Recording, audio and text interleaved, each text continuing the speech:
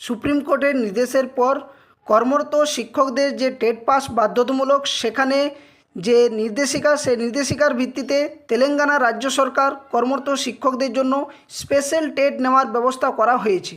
তো সম্প্রতি নোটিফিকেশনে জারি করা হয়েছে গত 3 তারিখে, অর্থাৎ 3/6/2026, যেখানে সুপ্রিম কোর্টে যে রিভিউ মামলার নির্দেশ ছিল যে প্রত্যেক শিক্ষক শিক্ষিকাদের টেট পাস বাধ্যতামূলক, সেই ভিত্তিতে তেলেঙ্গানা রাজ্য সরকার কর্মরত শিক্ষকদের জন্য আলাদাভাবে স্পেশাল টেট নেওয়ার ব্যবস্থা করা হয়েছে।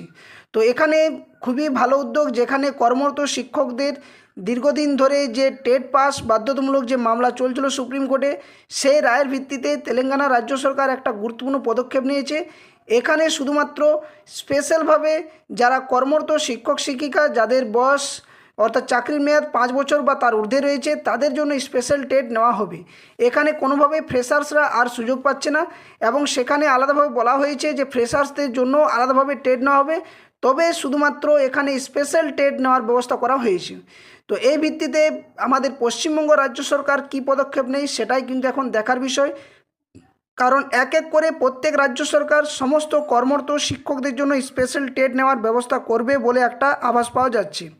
তো এই পরিস্থিতি দাঁড়িয়ে আমাদের পশ্চিমবঙ্গের যে সমস্ত কর্মরত শিক্ষক শিক্ষিকাদের টেট পাস নেই, তাদের জন্য এই যে নোটিশ, সেটা একটা খুবই উদ্বেগজনক। কারণ পশ্চিমবঙ্গের রাজ্য সরকারের ক্ষেত্রে কী পদক্ষেপ নেওয়া হচ্ছে কর্মরত শিক্ষকদের যাদের টেট পাস নেই, সেক্ষেত্রে অবশ্যই সকলেরই নজর রাখা উচিত। তো এই ধরনের আপডেট পাওয়ার জন্য অবশ্যই ফেসবুক পেজের যে লিঙ্ক, সেখানে ফেসবুক পেজ ফলো করে রাখবেন, এবং YouTube channel the way pace education যে ইউটিউব চ্যানেল, সেখানেও কিন্তু ফলো করে রাখবেন।